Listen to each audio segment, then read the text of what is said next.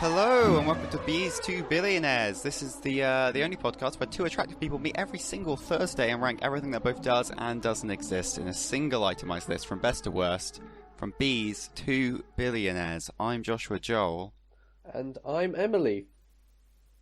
And you're a little bit. Do you need a honey and a lemon sip? Oh, yeah. I had a really bad cold over the weekend, and it hasn't recovered. Yeah. So, The copious amounts of drinking we do surely can't help on a Saturday. Yeah, that's usually it. I've been guzzling the honey down by the truckload. I thought honey's supposed to be good for a sore throat. Yeah, that's why I've been doing it. Since the throat, yeah. No. Hello, Sam. Hello. Thank you for joining me on this magical occasion. This It's fine my pleasure. Thursday Eve. It's not Thursday, it's not evening. But we can't ruin the magic. Ma'am, how you been? Emily can't make it this week. She's I think she's probably with her real friends or whatever. But how have you been? How's your week been? It's been okay. Hilariously, I have had a cold over the weekend. But I think I've got a cold now. Yeah. A little bit earlier I was thinking I'm going to have to grab a cough sweet before recording, but it seems to have gone away. Yeah, I have not grabbed a cough sweet, so let's see what happens. Yeah, I just had a hot drink, some nice toast, and I've been doing well and looking forward to enjoying the Easter holidays and doing nothing. I hadn't even thought about the Easter holidays, but that's because I don't do anything with my non-holiday time. Yeah, I forgot I got work, so I actually can enjoy the holidays. Imagine. Yeah, so this will be exciting because you actually show up to movie night, so we can talk about movies in just a slightly more in-depth way than I normally can with Emily, which is good because I was a little bit far gone to follow all of Princess Mononoke. You were. It was very funny. And I was also very grumpy because I was feeling sick and horrible. Yeah. So... really good film. Oh. It was... Yeah, I loved it. What... I could tell that morally grey things were happening. There was the goody... I was going to call him a samurai boy, but actually samurais were like an actual faction in this, and he was not part of that. Though I think he was... He was called the Prince, so... Yes, he was a prince. But he just basically ran around between like the 3 or 4 groups of people saying, "Stop it! Don't donk each other, please." But a Studio Ghibli film, and you cannot go wrong. Beautiful animation, gorgeous. I did feel like, all those, there's always that moment. We all had it. Maybe you didn't, but like when you're like anywhere between like 9 and 12, and you see like sort of like an anime for the first time, and you're like, I don't know it, and you first enter your little weeaboo phase. That's how I felt watching this film. Yeah, that's interesting because this is, I think, the first anime film I've actually seen. You did watch Dragon Ball Broly with us. Oh, apart from that. But well, I think, would you call Broly highbrow or like a classic anime film? I think it's a very good film, but I suppose I would not. And to be fair, there's something very different feeling about older anime versus modern anime. Like, I mean, that's probably why this gave gave me this feeling because obviously, I mean, the first anime I watched as a kid was The Cat Returns, which is another Studio Ghibli film, and something like Dragon Ball is nothing like that. At least Broly isn't. I think maybe the slightly more kind of the hand drawn beginning of Dragon Ball Z might have had some of the similar feeling, at least a tiny bit in there, although being very different properties. But yeah, I really like the film. We got to see a cute anime boy, basically just walking around with his sword, being a little bit of a badass. Lots of anime girls being like, excellent archer. Ooh. Yeah. Fucking caught an arrow in midair. Oh, he did, didn't he? Yeah. You love to see it. And he opened the gate that it said that 10 men are required to open it, and he opens it with one arm. And they never make a point about his strength in any other part of the film, before or after that scene. I think that part was actually more his cursed hand, and it was the cursed hand punching through it. Yes, because it's the rage of the forest. Yeah, it's all symbolic about it's like sin, I guess. It's it's about corruption and like the sadness that the forest feels when industrialists do be industrializing. Do we want to tell the audience how the sort of a basic plot, the basic summary of the plot? Yeah, you can go for that.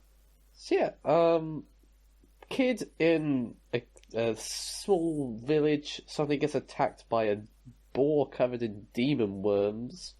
They're like, they do so well at betraying corruption because it's actually disgusting. Oh, it was horrible. You feel really sorry for that poor boar. I guess they're a step between spirits and they're spirits, I guess, but they're very much portrayed as living animals.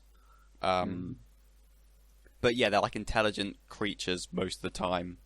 Yeah. And it's the corruption of the forest that's kind of made him this way. And so he's basically just turned into this mindless beast that wants to kill the humans. Yeah. So Prince Boy, badass archer man, helps defeat this corrupted piggy. He doesn't help defeat it. He like 1v1s this thing. 1v1s. It's like 30 times his body mass. Just full on badass. But he does get a bit of the corruption on himself, and he is cursed with death. And he just goes on a journey. And so he just kind of like he's like, well, I'm gonna die anyway, so I might as well try and like stop the corruption of this land. And that's the basic setup. Yeah, and then essentially from that goes and finds a town. Yeah, it's a pretty much. We don't need to follow the whole plot. It's basically a standard hero's journey. He kind of travels. You do get to see, because he lives in a very foresty village, and he basically travels. There's like one town in the middle, and then he gets to the final town, and you basically see this transition from a very, what would you call it? Like a very rural community in the forest to. Like the last town is basically a mining colony with a metalworks, and they have guns. Which is kind of I don't know if I should say that's a spoiler or not. I don't think it is a spoiler. No, it's not too they far show in. It early on, so it's. But I do quite like the leader of the town, the lady. Oh, I've forgotten her name. But it's this really cool, badass lady. But I quite like it because she's kind of a villain of the story, but at the same time she isn't. Yeah, well, she's done so much good for this village, and like everyone's happy, everyone's good, and at the same time, like she's kind, she's very compassionate. Yeah, human progress is basically what's corrupting the village, but of course, human progress is making life better for humans. We kind of get this line because the main character isn't a leper as such, but he's got this horrible corruption on him, which like it was spread to him. In theory, it could probably spread off of him. And you meet the main metal workers are all, or like the people designing the guns are in this small little kind of leper garden. They're in a garden, and it's very clear that this woman has essentially, they got some universal health care in their little deforestation city. Yeah, I also love the whole, the juxtaposition of, she has this tiny little garden with all these food and plants, and yet she runs a like a mining town, and I sort of watched that and be like, oh, I like what you did there. It's a clever little thing.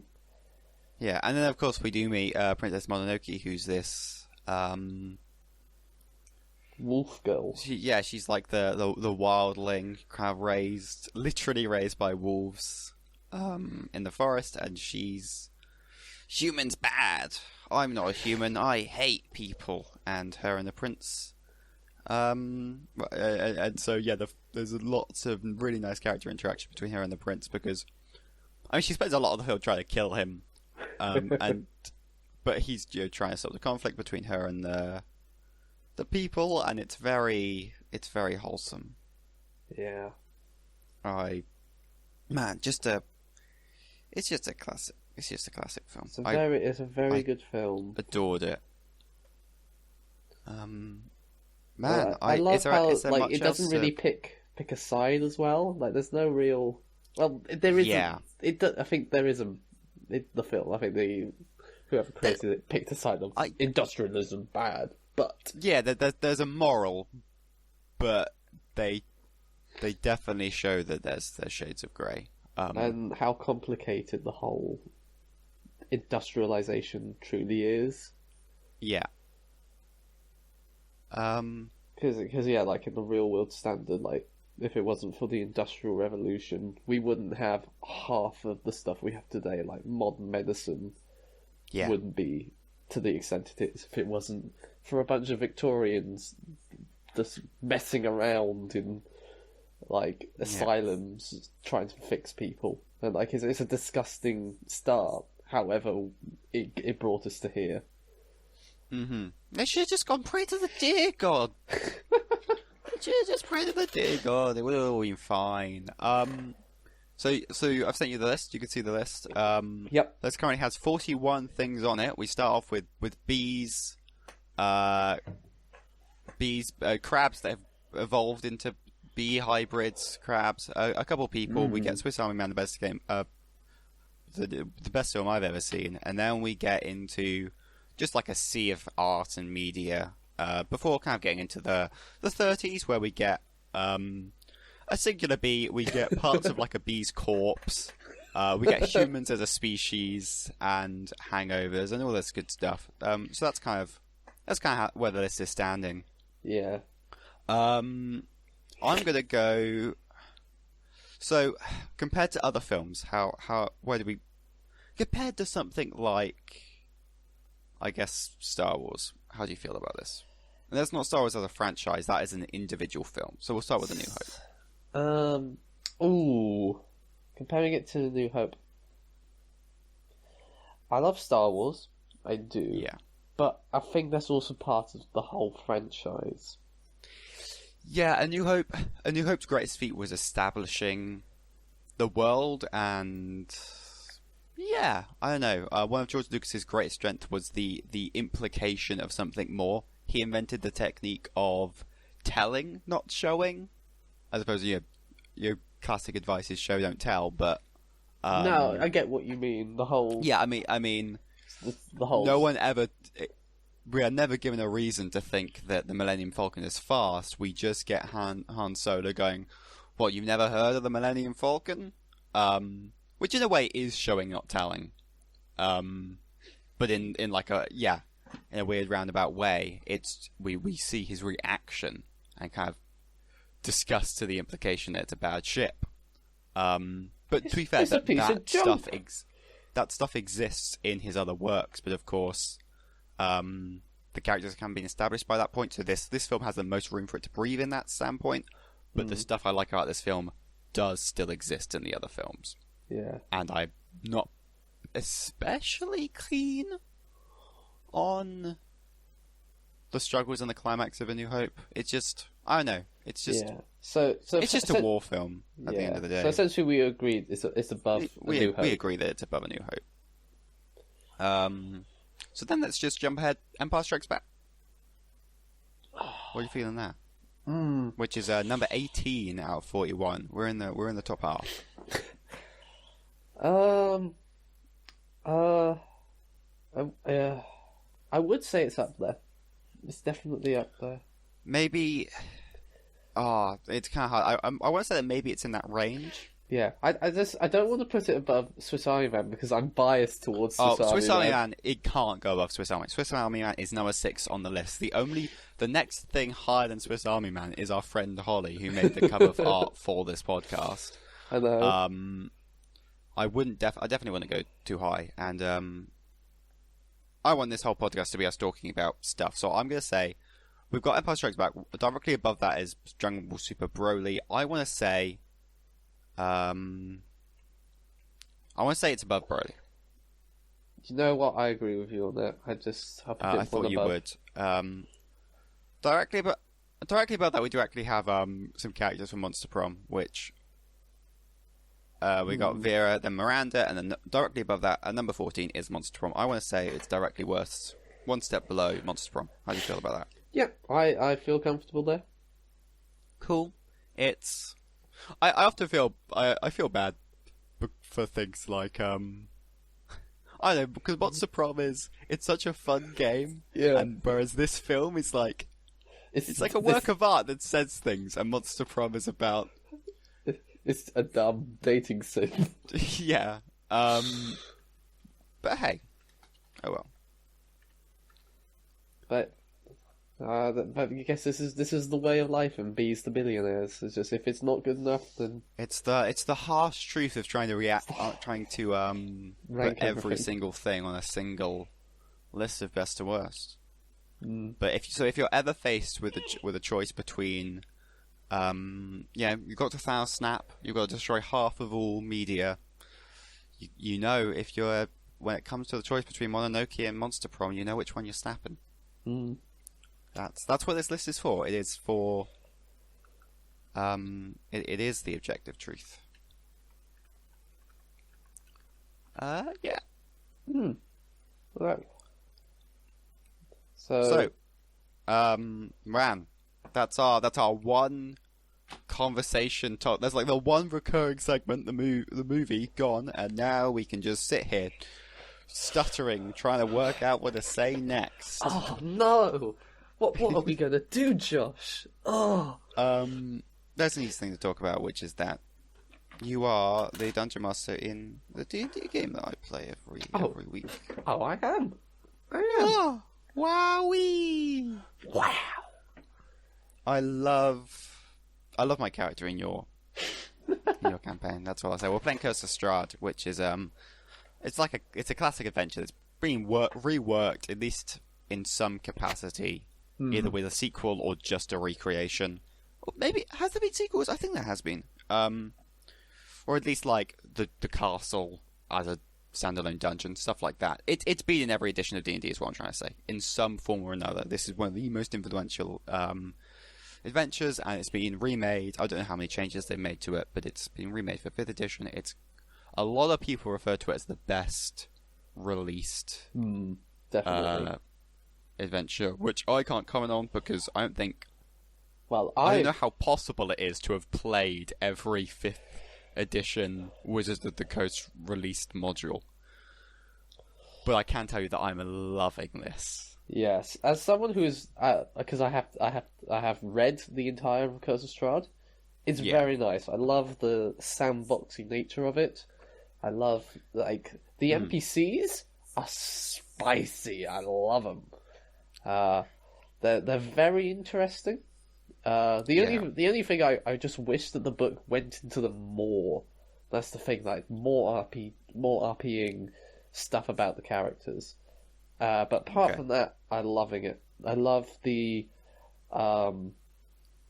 how you get all the magical items is you have your fortunes being told to you, and then right, and that determines where the plot, all the plot elements are that you have to search for in the sandbox. And it's funny because they could all be in one room, or they could just be across the entire of Barovia. I mean, there was a point where we did consider that we were going to find like 4 different. It was a very slim chance, but like all like 4 plot relevant things were all going to be at the big lake of Barovia. They weren't. We found none of them. But there was like a moment where, oh no, we did. We spotted the crazy old guy that we need to get on our team to go kill the vampire. Yeah, he's a fun one, man. And I'm still. I was chatting in our group chat the other day, trying to work out if my characters actually where they stand on if they're like actually a good person or, and like what it would actually take for them to leave the party. I think I have a tendency of making dumb characters that will end up just like abandoning the party at a drop of a hat, which I guess isn't a bad thing. The DM just has to be fine with it. Yeah, not that I give you a choice. No, I can with your character. I can see later on it's going to be interactions with your boy Strahd, and that's when your character's going to shine the most. That's when. Oh, I'm kind of grimacing because I know it's so possible for him to manipulate her as a character, and obviously I'm way too invested in RP to not fall into obvious traps, and it's gonna happen. But right now, I'm playing a warlock, and a warlock elf who's like a 1%er. Curse of Strahd's basic plot is you fall into like you end up like stuck in another dimension, which is like a gothic horror kind of thing. So she's not like a 1%er anymore because all her stuff's in the real world. But she's just leveled up and gotten Mask of Many Faces, which is one of the best. What's it called? An Eldritch Invocation, which allows her to cast Disguise Self at will, with no downsides, which means it's a spell that lasts for an hour and disguises you as something, and so as long as she's got 6 seconds spare to cast a spell once per hour, she can hold she could just be other people indefinitely. And elves don't sleep; they meditate, and they only have to meditate for like 4 hours to get the benefits of sleep. And it only takes, and you can have like an hour, like a full hour of doing other stuff during a long rest, while still it counting as a long rest. So she can wake up every hour from her like meditation in place of sleep to cast this spell again. She could hold it for 24 hours is my point. 24/7, just indefinitely. And I was considering cooing a town. I don't know how up for it everyone else is, but I think one of our other players will is definitely fine with it. I'd love to RP that.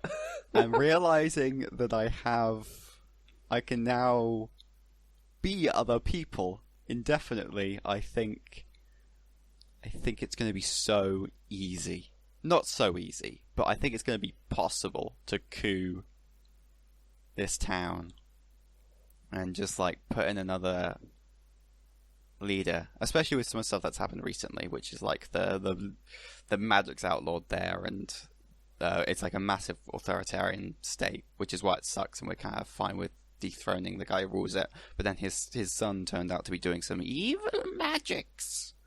And he almost killed one of our other party members, so I killed him. I had the option to incapacitate, but I you neglected didn't. to. You didn't. Yeah. Well, in my mind, it was like the second that Shay, our cat boy monk, dropped to 0 HP, and there was a chance that they were going to die. My character logically would have dropped the restraints and not wanted to chance accidentally only grazing them. Obviously, D&D's rules don't allow for that. Holding back and not trying to kill someone doesn't actually mean you do less damage or anything like that. But it just felt like logically, the second that Shay went down, the next Eldritch Blast was going to just be a little bit stronger. So that's what I did, and it kind of landed us in a whole lot of hot water because of it. But all the hot cares? water, that hot water. Oh yeah, it's boiling. That's all I can say. But my plan is so the big leader of the guard, which lives in the Borgia Master's house, who lives in the ruler's house. He's such an interesting character in the books as well. A little bit weird. Yeah. He's got like a weird devil hand, which is interesting for a town where magic is outlawed, and they're deathly afraid of the vampire lord that they literally refer to as the devil. And yet one guy just has a demon hand, but he's crazy strong.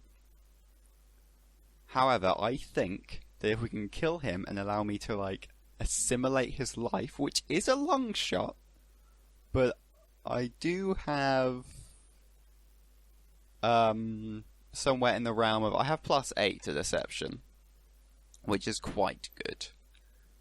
I have +10 to persuasion, but that's less useful when trying to, lie to people.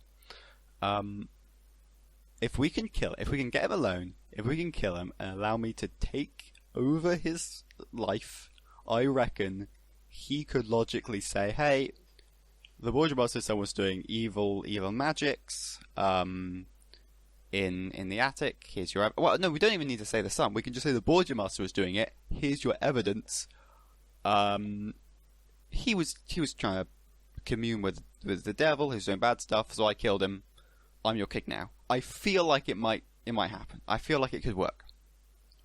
Well, not really, but there's the bonus that's already an authoritarian state, and this guy's the head of the guard.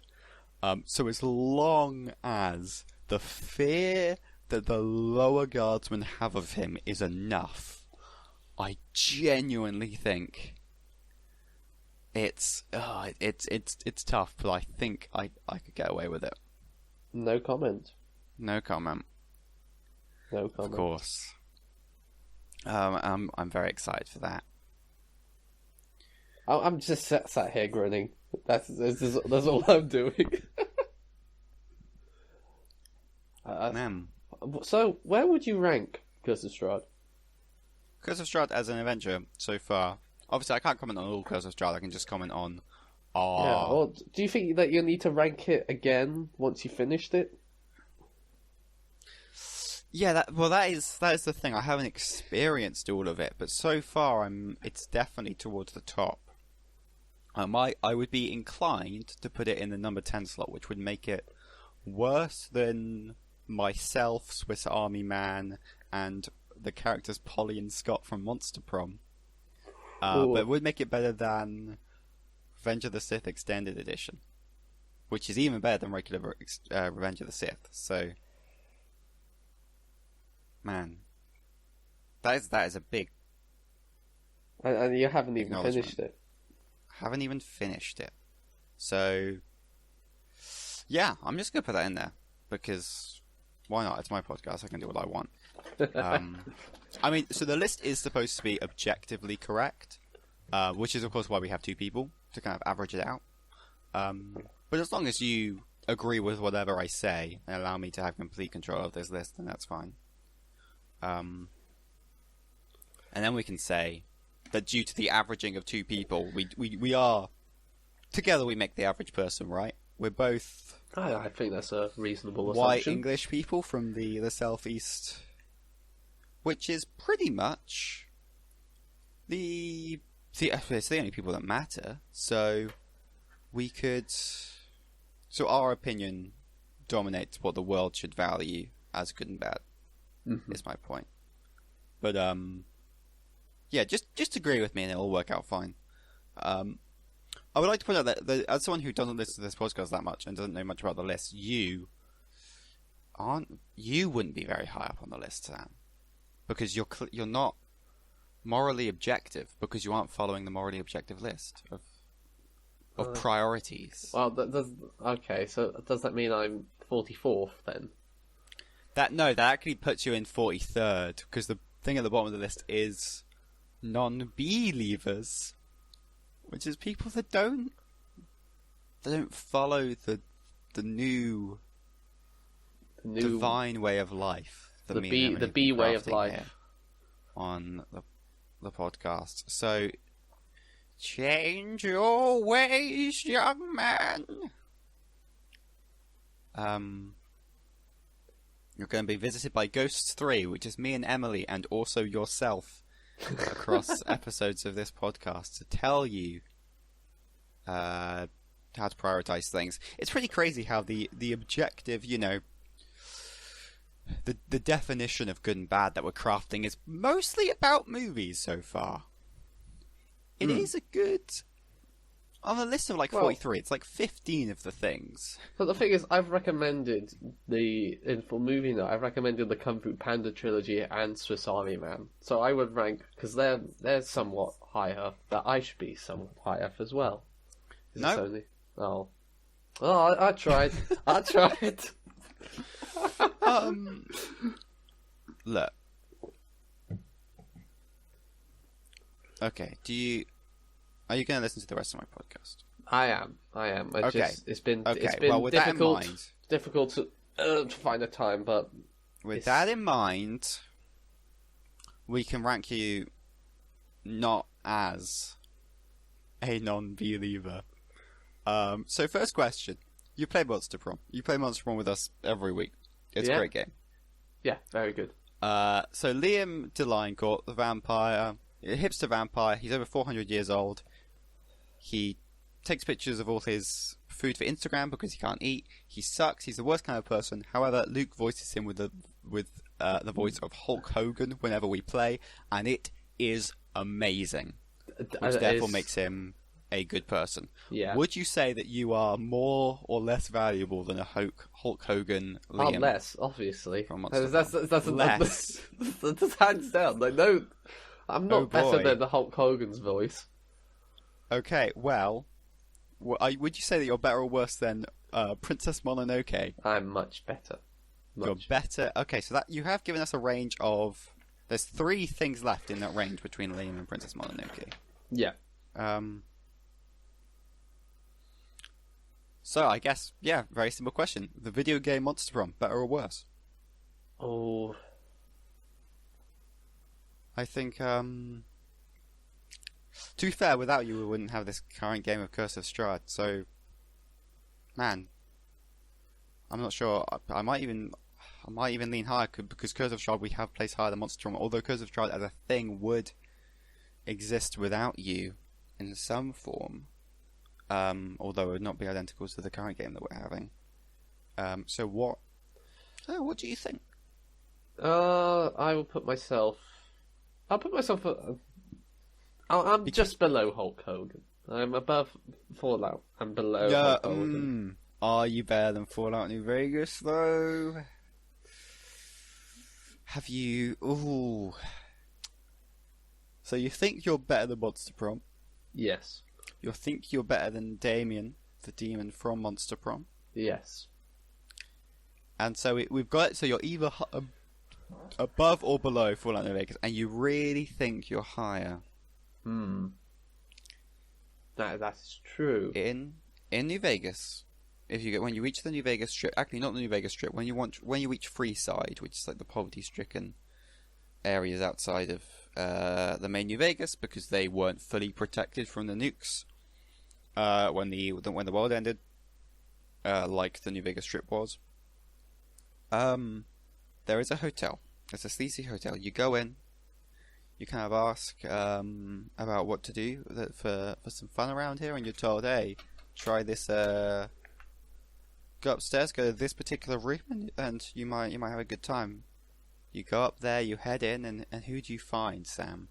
But Fisto, the Securitron fitted with power gauntlet, which has been encoded to act as a prostitute. So you pay him some money, you pay him some bottle caps, he screams, please assume the position. So you bend over, and he activates a power fist to your backside, which kills you. Are you better than that interaction with Fisto? Yes. Okay. I guess I can't really... yeah.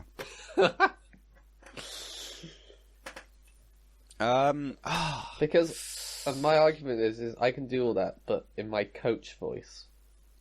That's not... No, I hate... Your coach voice sucks. So when we play Monster Prom, Sam likes to voice the gym teacher called Coach, and who is like a tiger. He's like Tony the Tiger, but with a dad bod. Do your coach voice, Sam. Well, everybody, it's me. I'm Coach. I'm gonna play some dodgeball with everybody. So get all your shit together, and we're gonna do this all right now. It's how I imagine the character would always be. So it's my favorite like piece of narrative in video games. Not in the main plot, but like in every single side quest. The way they explore story and I guess in a way character and like, you know, moral greyness. It's done so much better in Fallout New Vegas than any other video game I've played. And you're comparing that to your coach voice. True. Because imagine how impactful it will be if there's like a very sad character death and you just hear Coach in the background just telling you, like, you can do it, man. Just put the gun to the head and pull the trigger. That's all you got to do, man. Oh my god. He's reaching your man. Marie! So you get to the end of New Vegas. You reach the Vegas Strip. You well, not the end of New Vegas, because this happens. This is what you expect to be the end. It's nowhere near the end. Maybe you choose to spare Benny, and then you find out the Caesar's Legion have kidnapped him. So you travel to the Legion base. You find Benny all tied up.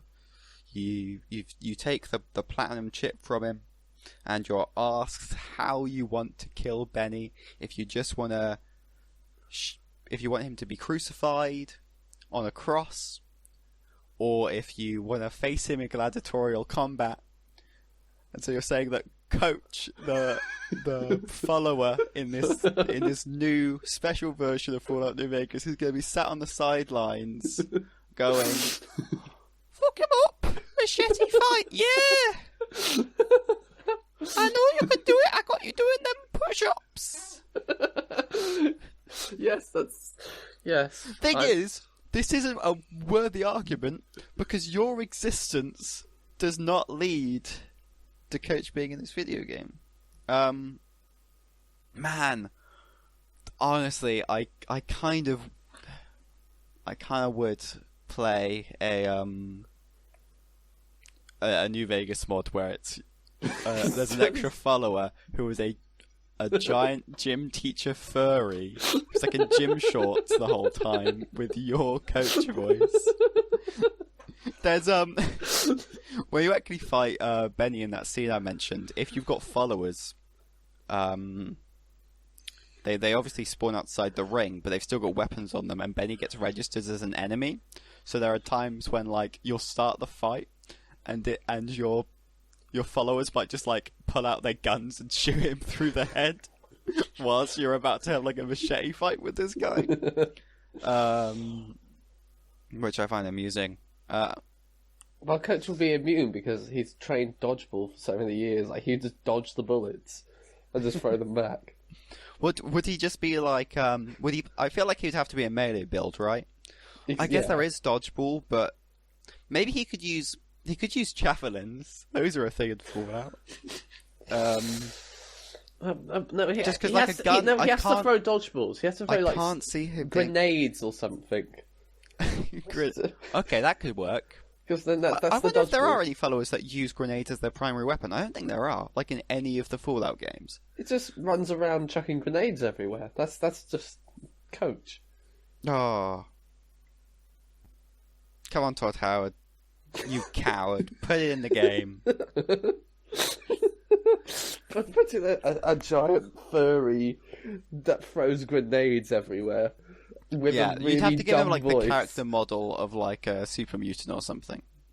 He'd have to be like 8 foot tall, and Tony the Tiger knockoff. Yeah, man. Man, indeed. So after all that, so where do I rank? That's...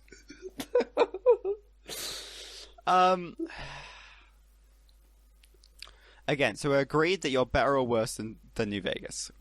I still think you're worse, Sam. I hate you. Oh, I hate you too, Josh. Mwah. Fine. You know what? The mental image of Coach in New Vegas is good. And you've given me that mental image, so maybe... Can we flip a coin or something? Can we... I don't have any coins on me. This doesn't really contribute to the... Well, it's supposed to be like a moral... Like, it's an objective decision, right? So I feel like we can't bring randomness into it. We have to find the truth, Sam. That's our job here, and disagreement's good. And if we have to keep talking for like... We talk about this for like 10 minutes, and we have to talk about it for another 15 to the end of the podcast, and I'm fine with that. Man, you really should play Fallout New Vegas, though. Like, legit. Yeah, I tried to. I did try to really get into Fallout New Vegas, but... It's a little bit of a slow start. It's why I always say that, like... It's why I always praise like the DLC so much, is because I think all the DLCs are a lot more. There's so much. They can go so much further in plot, and like they can grip you in a way. Like they grip you in a way that the opening doesn't, and the plot is so because the DLCs can be as short as they want, and all that. It's like every location and every item. And every character, and even the new perks they add to the game, it's all to build this single like feeling or kind of narrative and ambience and all of this. And I think that's perfect. I've mentioned this on the podcast before for sure, but one of the DLCs open and it's like the first half of the 1900s, like sci-fi. Like pre-moon landing sci-fi, before sci-fi was before realism had any place in sci-fi. There's one of the DLCs is inspired by that kind of sci-fi. It takes place in a location called Big Mountain, which was it was like a secret bunker at the bottom of it, but then it was hit by a nuke. But all the stuff survived, but the mountain's obliterated. And so instead of being Big Mountain with like spell MT period, it's Big Empty because Big MT. Haha. Do you get it? Because it's a big crater now. Yeah, I get it. It's a big funny. But you wake funny. up and there's giant horrific. There's brains in jars with 3 monitors in front of them, 2 having an eye on them and 1 with a mouth. And you talk to them, and the first thing they say is yeah, I just see the photo you sent. They completely ignore you for ages, and then they go, wait a second, why is this lobotomite walking and talking? It turns out that you're a corpse. They took out your brain, your spine, and your heart. And at this point, I think they did some other technological stuff, and so you're supposed to kind of be their like mindless slave that does stuff for them, but is actually kind of crazy and like just doesn't function. And these are the scientists that have been here for like 200 years and turned themselves into robots, and they've all gone like insane in this time. And it turns out that they lost your brain and your spine and your heart. You're basically a cadaver, and they have no idea how you can still think or function in any way. That's good. That's good to know. And so one of the scientists long ago had like gone off by himself to become a big grand villain. His name is Dr. Mobius. Oh, And that's a classic evil sounding name. So when I'll spoil it because screw you. Once you travel and like actually get to him, first you have to kill his giant techno scorpions, and you meet him. He reveals that like the other scientists were clearly going like insane because they were like so bored, they had nothing to do. They're trapped down here for like over 100 years. So he turned into like a villain to give them something to like fight against because he cares about them. Oh. And like I think he can't let you leave because if he does, the illusion gets ruined. And so you're like, well, so I killed him. Then you have to go. So you walk up to your what brain. A wholesome man. And your brain, you have to have an argument with your brain to convince it to come back to your body, so that you can like leave the place without dying. Because if you leave without your brain, again, your body just kind of falls apart because the communication it's too far. It will sever. So and it's like no, your limbs can break. You feel the urge to poop and fart and all this stuff, and so you have to have like this kind of intellectual, moral conversation with your brain about like what it means to be like a human or a brain, and eventually convince it to get back into your body, and it's perfect. And then I went back to the main base and told all the evil scientists that I was Dr. Mobius, and my evil plan to put my brain in this young living body succeeded, and I would kill them all. And then they started to fight me because they thought I was Dr. Mobius, and so I killed them all. So you just murdered everyone essentially. Yeah, it was really good. Also in that DLC, you can get like a stealth suit that has like a nice woman's voice, and like they talk to you, and I have a crush on her. You can flirt with a light a light switch. Also you get a gun that's got like a brain of a dog in it, and it has like it barks, and it's got ears that like perk up when it gets to shoot things, and it whimpers where you put it away and stop killing things. Oh, well, no, it's not when you put it away; it's when you switch to a different gun. It whimpers. So that's cute. funny. That's funny. Have I convinced you that this game's worth trying yet? Yeah, you have. I'm fine being put below it. Thank God. I could excuse saying Monster Prom wasn't as good as Sam, but saying like my favourite video game was worse, man. You're going to put coach voice beside my name as well. Well, or just no, because this is just you as a person in general. If I had to put on the version of you that's exactly the same but has to speak in coach's voice all the time, it's going to the bottom of the list.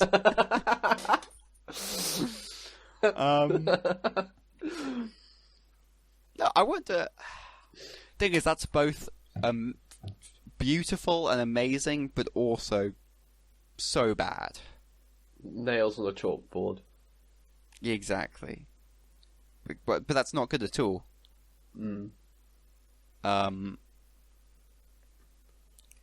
Man, cool. I'm like practically out of things to talk about. Oh, talking about games, I've recently just bought a new game, and Tell me more.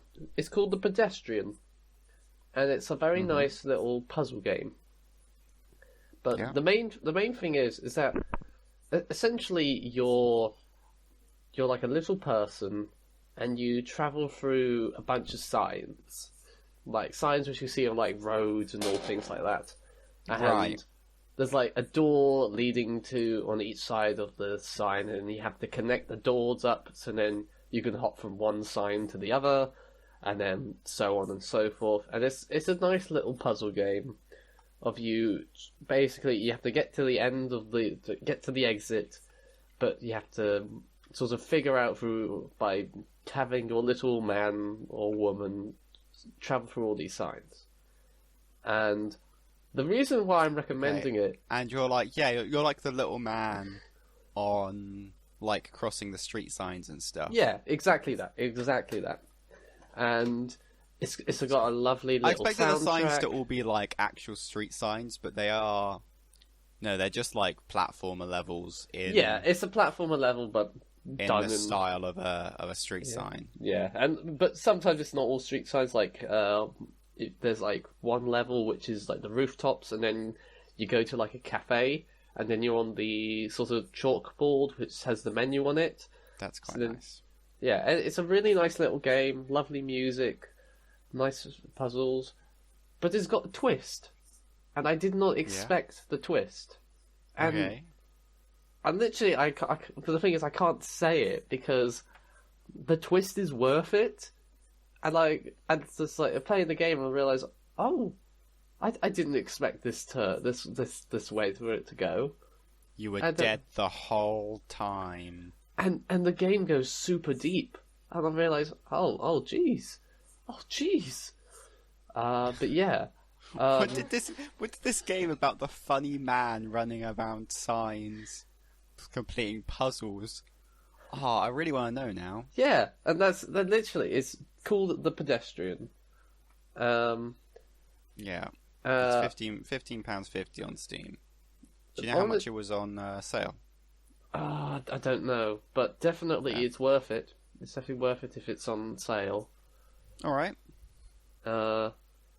It's simply for that twist, and you suddenly I'll try to check it the out. twist just adds such a nice layer of.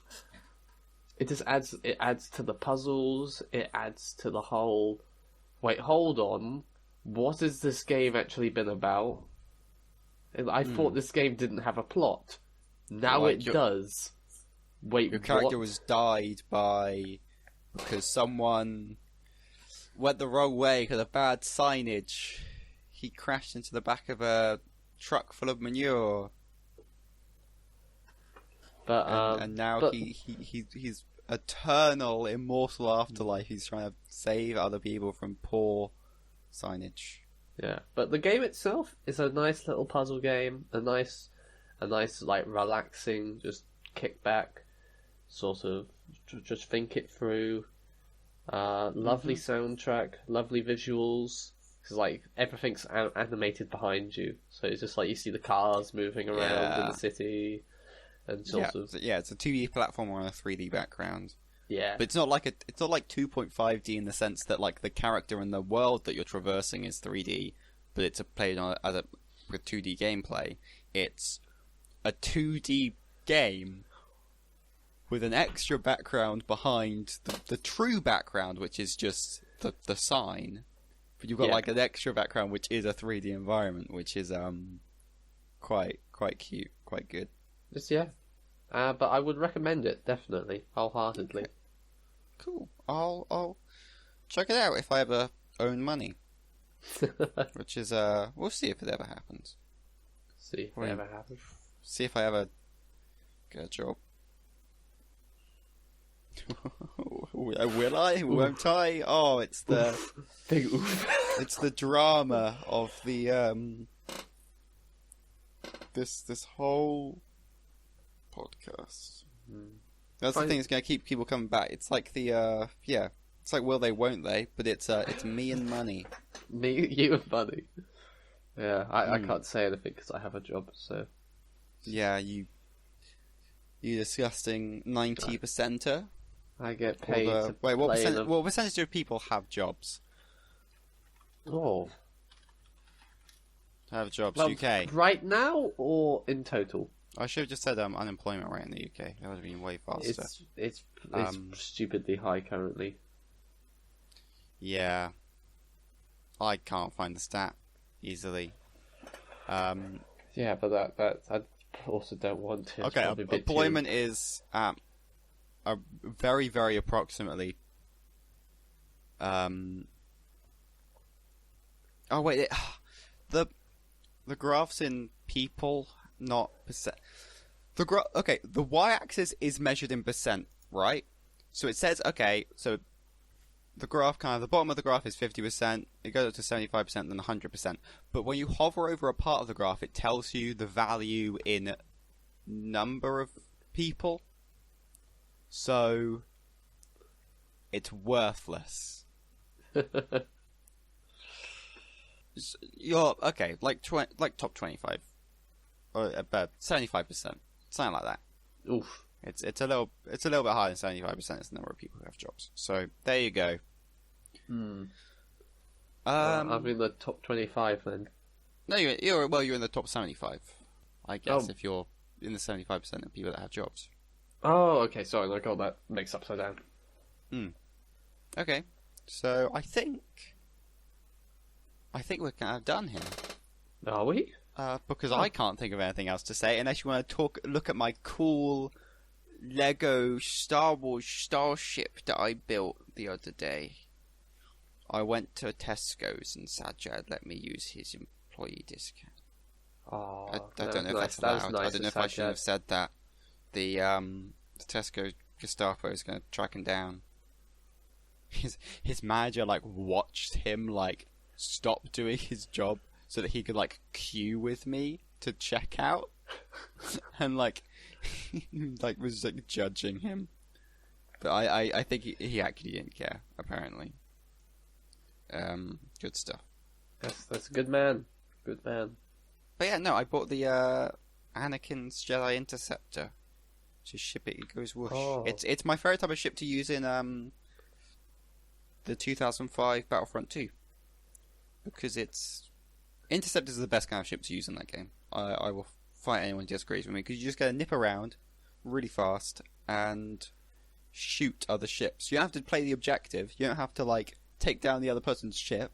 You just get to shoot not TIE fighters. You get to shoot whatever the hell droids use because it's Clone Wars era, isn't it? Droidicas? Droidicas? No, they're the roly-poly boys. They're rolling between the stars on solar waves. I'm now just flying a ship around my head like I'm a child. But I did buy some Lego the other day, so I guess we all know what I am. It's actually really nice. I am inclined to review it. If I turn my camera on, you can look at me whoosh my ship around. Oh, it looks nice. I love it. It is good, isn't it? It's very good. A little R2, the R2D2. He's got a little. Oh, I'm not going to be able to get him out with one hand. But he's in a little slot, and he pops out. You can see his legs down there. Oh, that's cute. So you actually it's not just one of the ships where they have a astromech head just glued to the top, which is one of the sets I had as a kid. He's actually in there and he can jump out like he does in the movie. No, one Lego Star Wars thing I got was Count Dooku's ship. Got that. That was fucking cool to build. Right.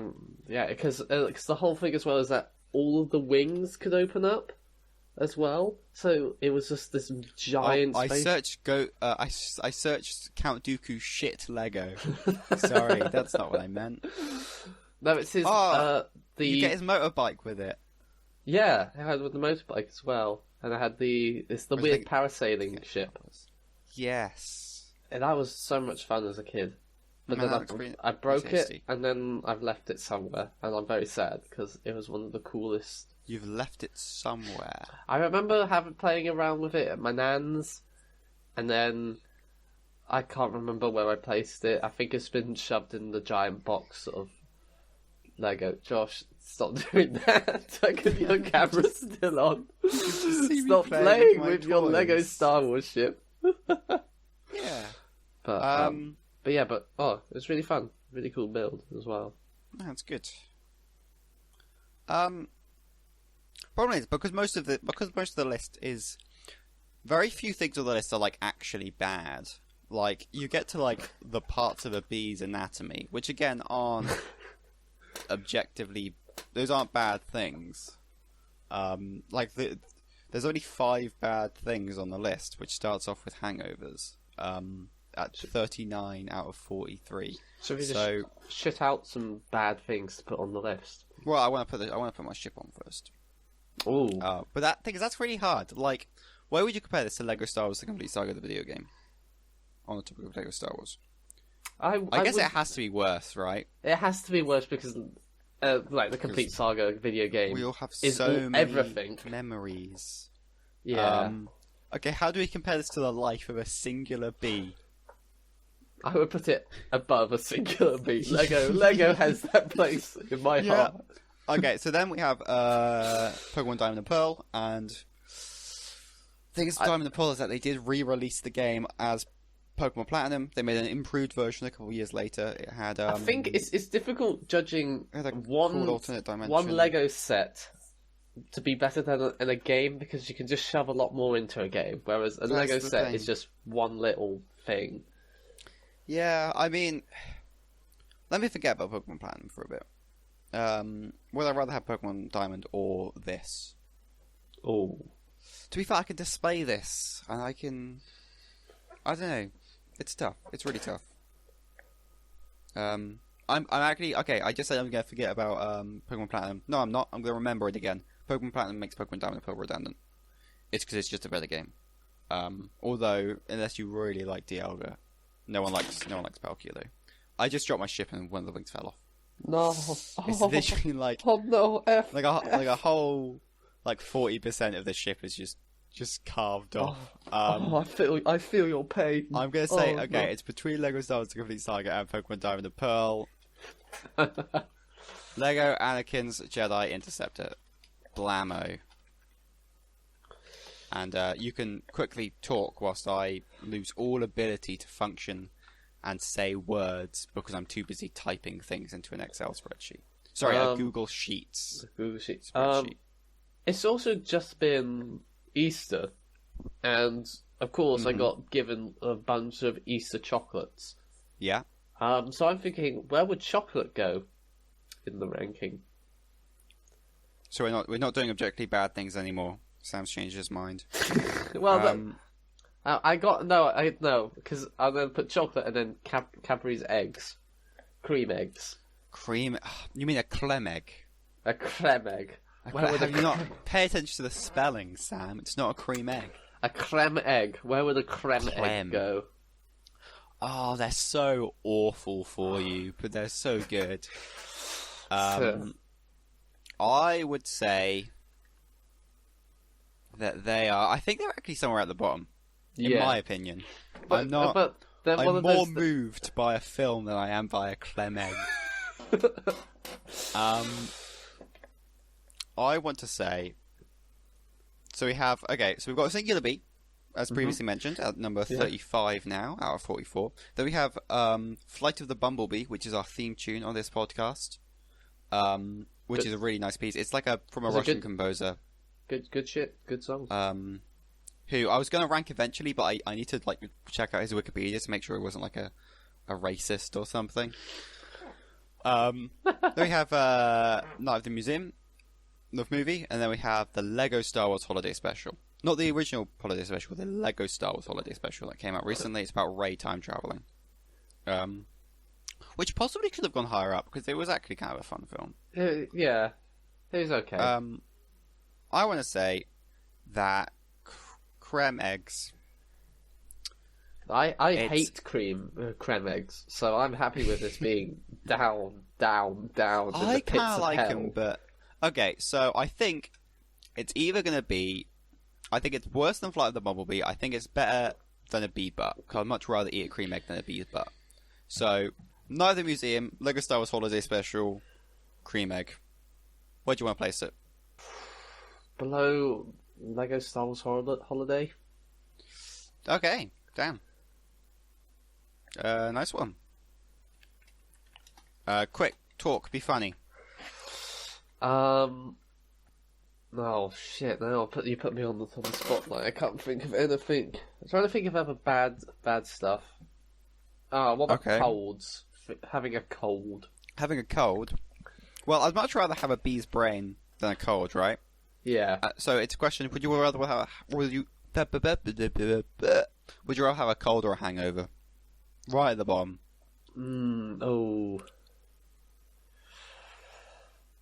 I would imagine hangover's a bit quicker. Hangovers are a bit quicker, yeah, that is true. Colds there is at least depends how bad the cold could be. That is the thing, yeah. Like, is it a sniffly nose, or do you feel like everything is bunged up? Everything is just you're hot and you're cold at the same time. You're hot and you're cold. You're yes and you're no. You're in and you're out. You're up and you're down. Yes. Yeah. So, well, okay. So we'll talk about all colds in general, like yes. the existence of the family of bacterial species that are colds. I don't know if they are like one single family. It might just be like a general term that we give to like a million different things. But all colds. Yeah. What do you think? Versus a hangover. The existence of colds. I put them below hangovers. Okay. Because colds or humans? Below humans, I think. Below humans. Okay. Colds or a bee that happens to be a billionaire? Now that's cool. That's cool having a billionaire bee. So yeah, it has to be. It's going real down. This cold. Okay. The existence of colds versus billionaires. Yeah, no, I think cold's still going down. Well, if we... Billionaires could, like, give more accessible healthcare or whatever, right? Yeah, they could, like... What if that billionaire was like Tony Stark? On the NHS. Like... 1% is a 1% now. Let's be clear. Yeah. This is non-political podcast.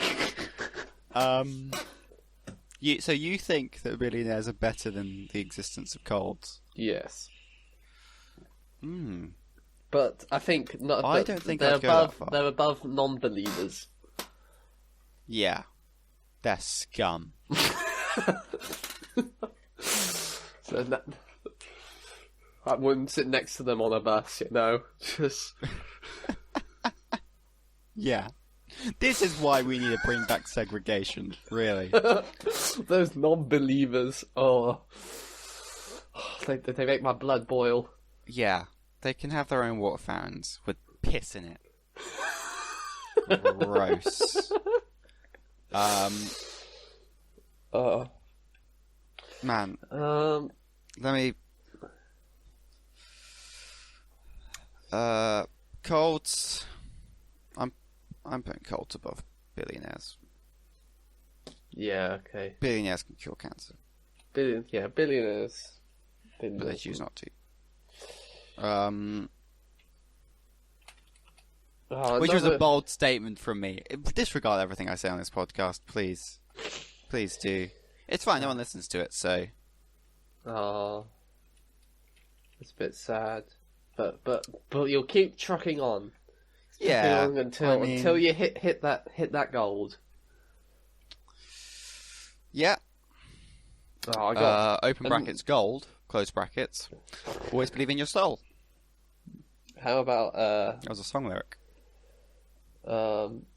the only other bad thing I can think of would be the film The Room. Does that go down at the bottom, or was that too silly? Sorry, let me just say, I've just got a notification on my phone from Pokemon Go. Well, we've overrun by like Not actually that long. We don't have like what? a fixed schedule. Have we overrun? Oh yeah. Oh, We geez. go for like It's hard to say because we have we record before we actually start talking, so for like syncing and stuff. But I think we're in the realm of like an hour and 9 minutes. But I have just gotten a notification from Pokemon Go. I haven't played in a while, so they've given me a special promo code to redeem a special gift. So I'm putting this out. Anyone who wants this can have it, alright? It is very simple to remember. Here you go.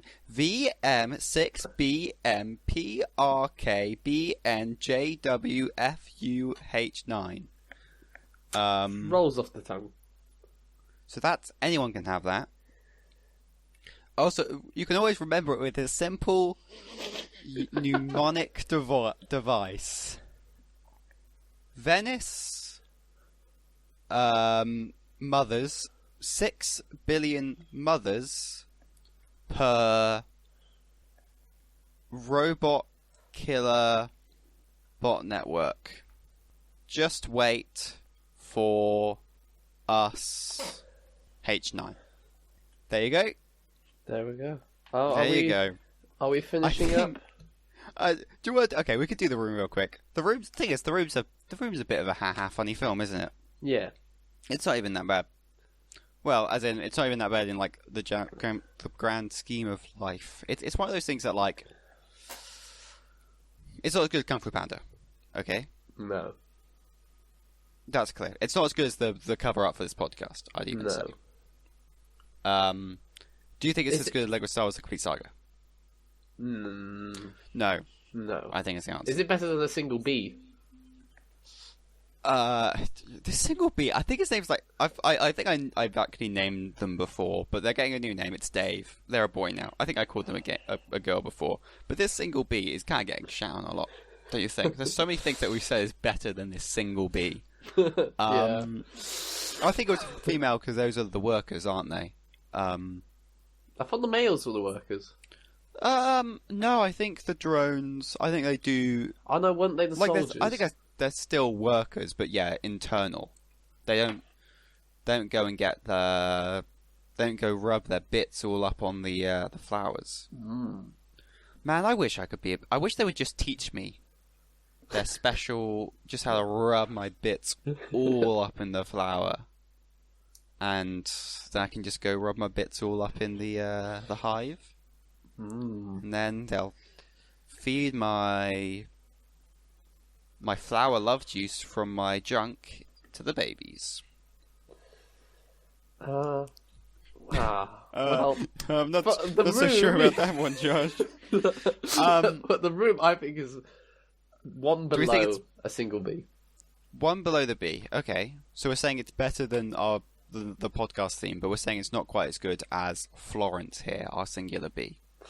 Oh, I know I got a soft spot for Flight of the Bumblebee. So I do. Yeah, that's the thing. It's like every single time you think you found a place, you look further down. You're like, actually, that kind of feels better. And also, is it better than Night at the Museum? Oh yes, yeah, definitely. Night at the Museum is bad. Not as bad as Night at the Museum 2. Yeah, Night at the Museum 2 was pretty good. No, it sucked. But I like Night at the Museum. Oh shit. That's because you're bad. It's snowing, by the way. I know it's snowing outside for me. That's crazy. What's with this weather? Yeah, Very put big. it below Flight of the Bumblebee. Cool. There we go. Congratulations, Sam. You did it. I did it. You existed and talked with me for an hour, and I'm a bit. sure that Andy, the only person who listens to this podcast, will love it. I'm sure he will, and Andy will love hearing our voices drone on about. What a charming young man. Well, he is a charming young man. Very nice. Very sexy. Wink. Mwah. That's for you, Mwah. Andy. Ooh. How dare you? My fucking boyfriend. Yes, no, thank you for joining us, whoever is listening to this. It's been great to have you. It's been good to have you, Sam. Thank you. It's been a pleasure. I've enjoyed it. Sitting alongside me, speaking sweet nothings into our listening.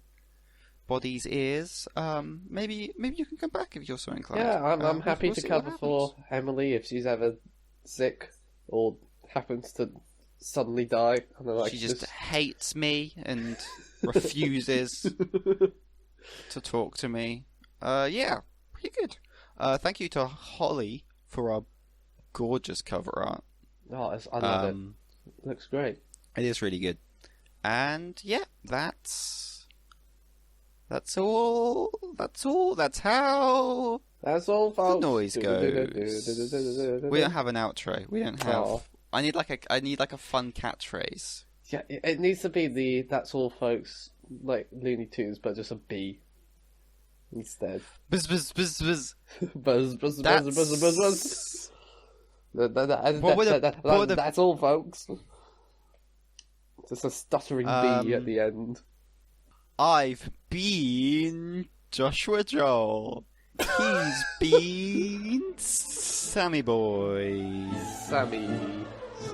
Yeah, Sam. And I'll see you later, honey. Wink. Yes.